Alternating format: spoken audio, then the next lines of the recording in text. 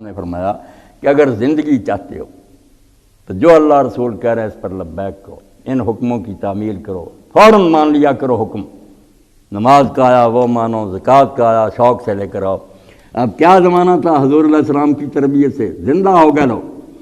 ابو داؤد شریف میں آتا آپ نے اپنے عامل کلیکٹر حضرت ابی بن کعب رضی اللہ عنہ کو بھیجا کہ فلاں علاقے میں جاؤ زکوٰۃ جمع کر کے لاؤ۔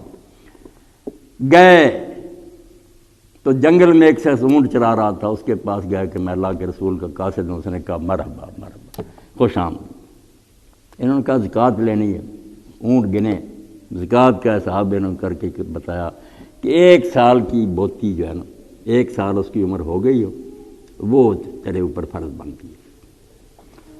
اب آپ حیران ہوں گے کتنا فرق پڑ گیا ہے کہ ہم بھی مسلمان ہی ہیں، مگر کو آیا ہم کہ انسپیکٹر صاحب کی جیب گرم کریں گے، چائے چوری صاحب چھوڑو، پیشاب لے لیں، کوئی معافی تو بجائے اس کے کہ وہ کہتا ہے یار چھڈ پرا۔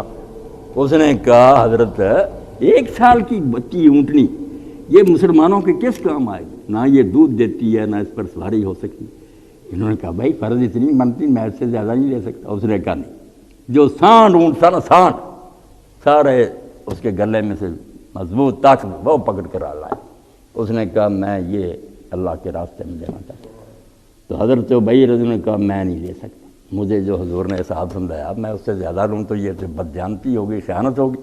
اس نے کہا میں وہ نہیں دوں گا، میں یہ دوں گا۔ اور زندہ ہو گئے۔ انہوں نے کہا حضرت ابی رضی نے پھر تم مدینہ جاؤ، اونٹ لے جاؤ، نبی علیہ السلام سے جا کر ساری پوزیشن جو ہے نا بیان کرو، حضور قبول کر لیں تو ٹھیک۔ وہ مدینہ اونٹ لے کر آیا زیادہ دینے کے لیے، ساری بات سنائی کہ حضور آپ کا قاصد پہنچا، مجھے بڑی خوشی ہوئی۔ اس نے یہ چھوٹی سی بوتی مانگی ہے، میں نے کہا یہ تو کسی کام کی نہیں۔ حضور نے فرمایا وہ سچا ہے، فرض تجھ پر اتنی ہے، مگر اگر تو شوق سے دیتا ہے تو میں تیرے لیے برکت کی دعا کرتا ہوں۔ تو حدیث پاک میں آیا پھر کتنے اونٹ ہو گئے اس کے کہ جنگل میں سماتے نہیں تھے، وہ جنگل بھر گیا اونٹ۔ یہ جو ہے وہ جس کو اللہ کہتا ہے اللہ رسول کی بات مانو، زندہ ہو جاؤ۔ یہاں بھی مزے کی زندگی جو غریبوں کو اس طرح دینے کے لیے تیار ہو۔